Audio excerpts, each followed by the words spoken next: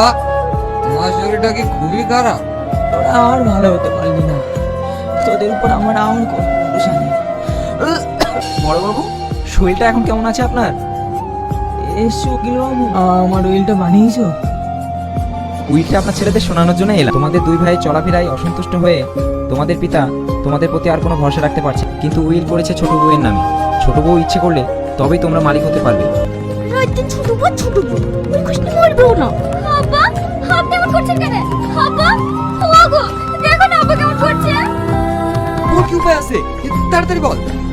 ওকে এই দুনিয়া থেকে সরে দেবো। কিন্তু কোনো কিন্তু না, ওর গলায় উন্ন পেঁচিয়ে ফ্যানে টাঙিয়ে দেবো। সবাই জানবে স্বামীর অত্যাচারে আত্মহত্যা করতে বাধ্য হয়েছে। আমাকে